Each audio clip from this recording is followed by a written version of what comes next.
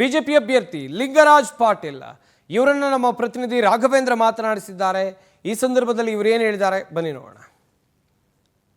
ಪರಿಷತ್ ಚುನಾವಣೆಗೆ ಅಖಾಡ ಸಿದ್ಧವಾಗಿದೆ. ಬಿಜೆಪಿ ಅಭ್ಯರ್ಥಿಯಾಗಿ ಕಣಕ್ಕಿಳಿದಿರ್ತಕ್ಕಂಥ ಲಿಂಗರಾಜ್ ಪಾಟೀಲ್ ಅವರು ನಮ್ಮ ಜೊತೆ ಇದ್ದಾರೆ. ಸರ್, ಏನ್ ಸರ್ ಇವತ್ತು ಪರಿಷತ್ ಚುನಾವಣೆ ಭರ್ಜರಿಯಾಗಿ ನಡೀತಾ ಇದೆ.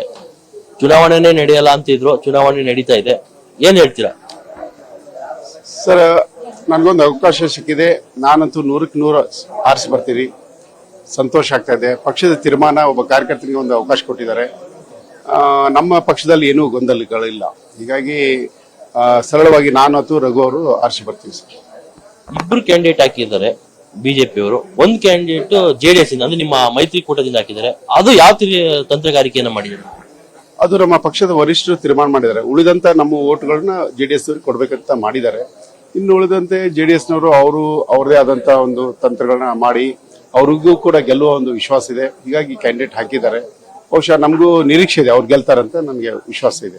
ಸಾಧ್ಯವಾಗುತ್ತೆ ಸರ್, ಜೆಡಿಎಸ್ಗೆ ಸಾಧ್ಯವಾಗುತ್ತೆ. ಯಾಕಂದ್ರೆ ಇನ್ನು ಕೆಲವೊಂದಿಷ್ಟು ಮತಗಳ ಶಾರ್ಟೇಜ್ ಇದೆ. ಸಾಧ್ಯವಾಗುತ್ತೆ ಅಂತ ನೋಡಿ, ತಾವು ನೋಡ್ತಾ ಇದ್ದೀರಾ, ತಮ್ಮ ಮಾಧ್ಯಮದ ಮೂಲಕ ಇಡೀ ರಾಜ್ಯದ ಜನತೆ ನೋಡ್ತಾ ಇದ್ದಾರೆ. ಕಾಂಗ್ರೆಸ್ ಅಲ್ಲಿ ಯಾವ ರೀತಿ ಗೊಂದಲಗಳಿದಾವೆ, ಅದು ಇನ್ನೂ ಬಗೆಹರಿದಿಲ್ಲ. ಹೀಗಾಗಿ ಅದರ ಲಾಭವನ್ನ ಜೆಡಿಎಸ್ ಅವರು ತೆಗೆದುಕೊಳ್ತಾರಂತ ನಮಗೆ ವಿಶ್ವಾಸ ಇದೆ. ಕಾಂಗ್ರೆಸ್ನ ಒಂದು ಗೊಂದಲದ ಲಾಭವನ್ನ ಜೆಡಿಎಸ್ ಮತ್ತು ಬಿಜೆಪಿ ತೆಗೆದುಕೊಳ್ತಿದೆ. ಖಂಡಿತವಾಗಿ ಅದರ ಲಾಭ ನಮ್ಮ ಎನ್ಡಿಎಗೆ ಆಗುತ್ತೆ. ಪ್ರಮುಖವಾಗಿರ್ತಕ್ಕಂಥ ಒಂದು ಪ್ರಶ್ನೆ, ಪಕ್ಷದಿಂದ ಉಚ್ಚಾಟನೆ ಆದ್ರೂ ಸಹ ಪಕ್ಷದ ನಿಷ್ಠೆಯನ್ನ ಬಿಟ್ಟಿಲ್ಲ ಯತ್ನಾಳ್ ಅವರು. ನಾನು ನಮ್ಮ ಅಭ್ಯರ್ಥಿಗಳಿಗೆ ನಾನು ಬಿಜೆಪಿಯಿಂದನೇ ಆಯ್ಕೆ ಆಗಿರ್ತಕ್ಕಂಥದ್ದು, ಬಿಜೆಪಿ ಅವರಿಗೆ ನಾನು ಮತ ಹಾಕ್ತೀನಿ. ನೋಡಿ, ಅವರು ಮೂಲ ಬಿಜೆಪಿ ಅವರು. ನಾವು ಅವರು ಕೂಡ ಎಲ್ಲ ಕೆಲಸ ಮಾಡಿದ್ವಿ. ಬಿಜೆಪಿಯ ವಿಚಾರಧಾರೆಯಲ್ಲಿ ಬೆಳೆದಂತವ್ರು. ಸೊ ಅವರು ರಕ್ತದಲ್ಲೇ ಹಿಂದುತ್ವ ಮತ್ತು ಬಿಜೆಪಿಯ ಇದು ವಿಚಾರಧಾರೆ ಇರೋದ್ರಿಂದ ಖಂಡಿತವಾಗಿ ನಾನು ಕೂಡ ಅವರಿಗೆ ವಿನಂತಿ ಮಾಡ್ಕೊಂಡಿದ್ದೆ. ನಮ್ಮ ಪಕ್ಷದ ನಾಯಕರು ಕೂಡ ವಿನಂತಿ ಮಾಡ್ಕೊಂಡಿದ್ರು. ಹೀಗಾಗಿ ಅವರು ನಮ್ಮ ಪರವಾಗಿ ಓಟ್ ಹಾಕ್ತೀರಿ ಅಂತ ಹೇಳಿದ್ದಾರೆ. ಅವ್ರಿಗೆ ನಾನು ಧನ್ಯವಾದಗಳು ಹೇಳಲಿಕ್ಕೆ ಬಯಸ್ತೀನಿ. ಕೊನೆಯದಾಗಿ ಯಾವುದೇ ಆತಂಕ ಇಲ್ಲದೆ ಲಿಂಗರಾಜ್ ಪಾಟೀಲ್ ಅವರು ಗೆಲ್ತಾರೆ 100% ಸರ್.